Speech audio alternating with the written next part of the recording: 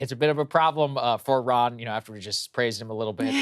Put this up there. Trying to Rob, be fair about I'm these sorry, things. Rob. Let's put this up there on the screen. Leaked audio from a Ron DeSantis donor event is very bad news for his campaign. This is a reporter over at the Daily Beast who got his hands on some leaked audio from inside of this, but it actually shows data, internal Ron DeSantis data, which is really not that great. The data that they showed both Trump and DeSantis, quote unquote, virtually tied. Now, of course, they're trying to show the silver linings, but really what they did is they presented data showing him with better favorability in some of these states, but they also had a presentation where they try to explain why DeSantis is not running stronger against Trump. But that means that the governor has not faced any current substantive attacks as president. They show that his favorability ratings actually might be inflated because he hasn't been fully attacked and defined by Trump on this. And it also shows you that his favorability rating, Trump's, is still so high in every single one of these places. And not only that, according to their internal data, it's almost immovable at this point. And to that, I think they're right, which is, what can you possibly say about him that has not been said? Yeah. Everything exists. Every person in this country has been bombarded for the last 7 years with ex-Trump, the good things about Trump, bad things about Trump. It's exhausting. And so you're never, I really believe at this point, you will not change the way that anybody feels about Trump. You may now you could change somebody who goes, I like him, I don't think he'll be as effective as a president. Again, I just did a whole segment on this where I'm like, I think that's a very tall order, but maybe that's something that could actually happen. But when you're looking at some of his internal data here, even in the early voting states, to basically admit that your favorability ratings aren't as high as Trump, and that you're basically trying to show that, a lot of this is even pre-hotly contested primary, that's not necessarily the bad thing. Yeah, so, all campaigns will do this. They'll cherry pick data to present to donors. That's like their best theory of the case. And so Daily Beast gets their hands on this leaked audio. And the problem for the DeSantis camp is that it's sort of obvious by the way they're cherry picking things and what the numbers are on the other side that they have that they got a tough road. And that in some ways the data that they picked actually made a better case for Trump than it made for DeSantis. One of the pieces that I found particularly interesting is DeSantis's team presented data showing voters believe the governor to be more conservative than Trump, a fact the presenter can be heard in the leaked audio saying, quote, is really important in a Republican primary. Indeed, DeSantis is considered very conservative by half of likely GOP voters in Iowa, 43% in New Hampshire, 45% in South Carolina. But the problem is Trump is actually winning voters who say that they are very conservative. So even though voters in the GOP base think DeSantis, by and large, they think he's more conservative than Trump, even those who self-identify as like, yeah, that's my lane and that's how I identify myself, many of them, majority, are still voting for Trump. Yep. So DeSantis, the way he's positioned himself is, I'm going to hit Trump from the right. I'm going to position myself to the right on key issues like abortion, for example. And that's going to be my way of sort of stripping some of his voting base from him by persuading them that I am the real conservative. But at least at this early stage in the game, he has successfully convinced voters that he is more conservative than Trump, but they're still like, yeah, but we still like Trump. Yes. I mean, that's pretty damaging in terms of your prospects. And the other thing that you were pointing to, Saagar, that I think is really important, Trump's favorability, which is high among Republicans, it's as solid as it could possibly be. It will not change. Yeah. It's not going to change. Yeah. DeSantis has a high favorability among Republican voters, but people know him a lot less. And so his is a lot softer.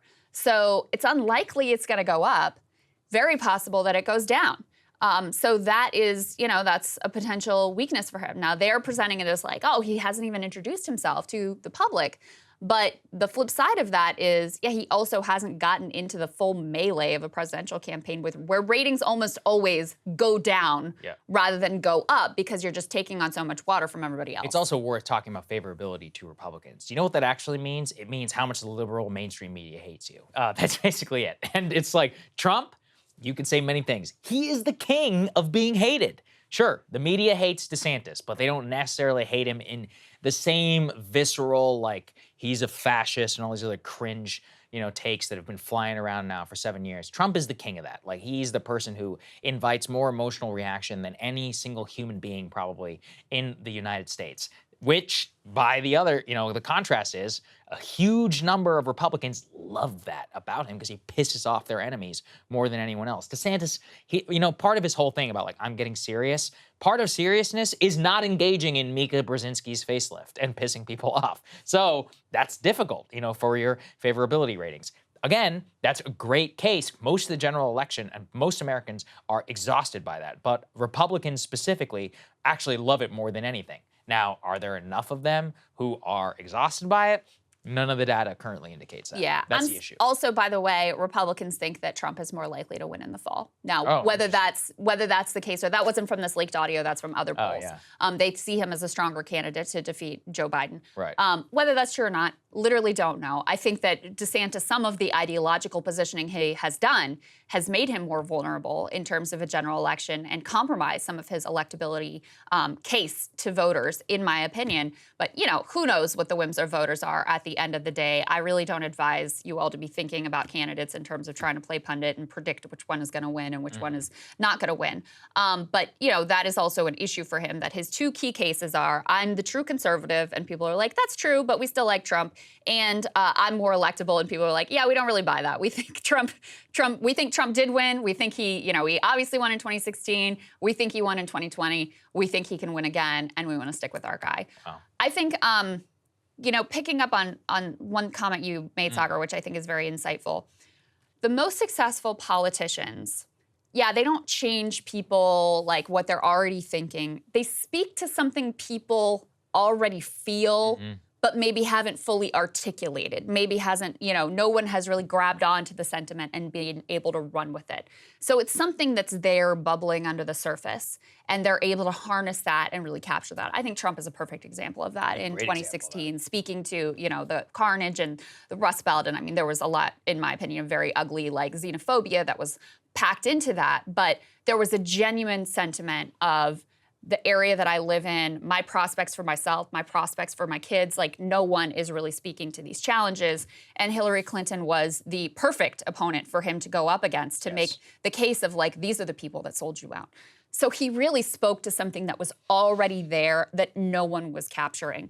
And I just don't see any sign that DeSantis, in order to overcome Trump, who is a juggernaut within the Republican primary, he's a juggernaut in American politics, period.